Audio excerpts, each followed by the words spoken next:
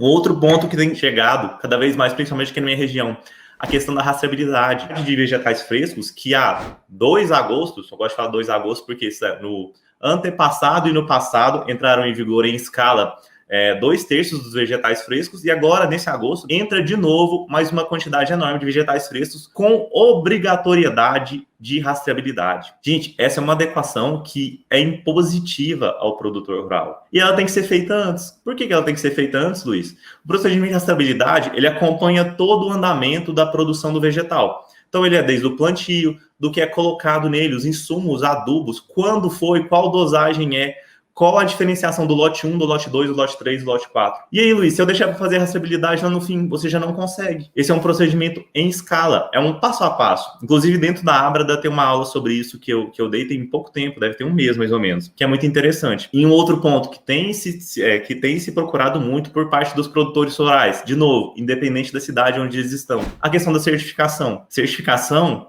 que muitas vezes eleva o valor agregado do seu produto, ele consegue vender aquele produto dele por um valor maior, porque ele tem uma maior qualidade, ele tem vários requisitos. E, gente, quantos profissionais vocês conseguem conhecem que faz, por exemplo, a certificação do café? É um ramo extremamente estrito. Vocês já viram quanto está o valor da saca de café hoje? Eu não vou mencionar, vou deixar vocês pesquisarem.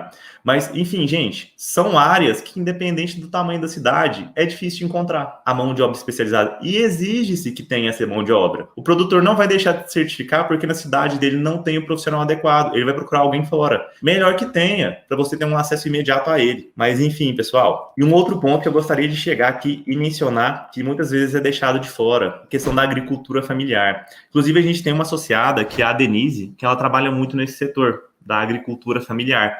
E é um setor que eu acho que a gente não pode deixar de falar, principalmente em cidades menores. Pessoal, vocês sabiam que a agricultura familiar, de acordo com o Censo Agropecuário de 2017, corresponde a 77% dos estabelecimentos do Brasil? Mais de 3/4 dos estabelecimentos agropecuários do Brasil advêm da agricultura familiar. E a agricultura familiar, gente, esse foi um dado que eu vi, acho que ano passado, ela corresponde a 70% da comida que é colocada na mesa do brasileiro. Ela tem uma representatividade econômica e social muito grande. Não preciso dizer isso para ninguém. Existe agricultura familiar no grande centro? Existe. No pequeno centro? Também. E esse produtor rural é muitas vezes assistido por mão de obra especializada? Ou conhece-se, eu que estou mais inserido no meio, conheço muita gente da Abrada, conheço pouca gente que trabalha com agricultura familiar. E é importante mencionar a agricultura familiar, gente, porque ela tem problemas completamente diferentes, na maioria das vezes, do que o do grande produtor rural. Ela tem uma linha de financiamento diferente, que é feita no Plano Safra, só para quem é da agricultura familiar. Olha a quantidade de peculiaridades que a gente tem. A aposentadoria, gente, no meio rural, principalmente decorrente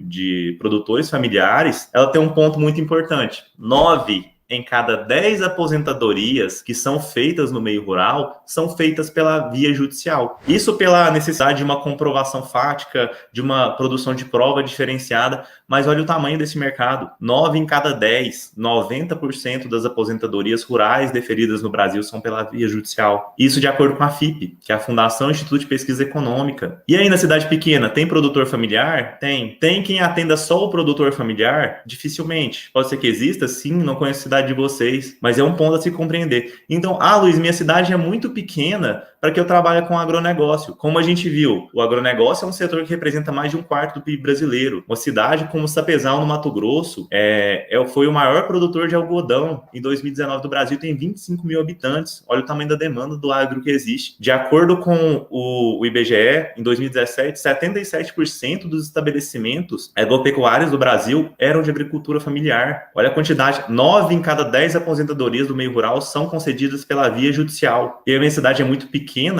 Gente, e uma coisa interessante, eu sempre falo isso, e inclusive eu falo isso com as meninas aqui, independente do local onde você more, independente do estado, da cidade, eu duvido muito que não tenha agronegócio, por um motivo simples, gente. O Brasil hoje é uma potência do agronegócio, como a gente viu, 1/4 do PIB vem do agronegócio, independente da cidade ser pequena ou grande, alguém ali produz comida, e a agricultura familiar em especial. Qualquer cidade que você for, tem uma feira de produtores rurais, tem um sindicato de produtores rurais, e se ainda não tem está começando a se criar essa organização. Então, gente, você pode morar aqui em Patos, em São Paulo, capital, ou numa cidade de 5 mil habitantes, que você vai ter agronegócio. Você vai ter um ciclo agrobiológico motivado pela atividade humana, que leva alimento a alguém ou leva algum tipo de bem material. Então, isso é muito importante de se mencionar. Fique de olho em tudo isso. Cidades pequenas são grandes campos também. E tem um negócio que é muito legal de cidade pequena. E eu até queria que vocês comentassem isso comigo, qual que é a atividade que é desenvolvida na cidade de vocês. Cidades pequenas, ou cidades grandes também no geral, tem-se uma cultura principal. Por exemplo, Patos de Minas. Patos de Minas, gente, é a capital nacional do milho. Então, grande parte dos produtores rurais de Minas, de Patos de Minas, vão produzir milho. Inclusive, aqui também, gente, foi inventada a pamonha, apesar de existirem divergências dos goianos que roubaram a pamonha de Minas. Mas, enfim, isso traz uma possibilidade para o advogado da cidade pequena, também que é uma vantagem que ele tem. E ele tem que jogar com os benefícios que ele tem. Qual é, gente? Conhecer a atividade a fundo, conhecer os problemas que são decorrentes dessa atividade. E, a partir disso, conseguir conversar a linguagem do produtor rural. Se ele está próximo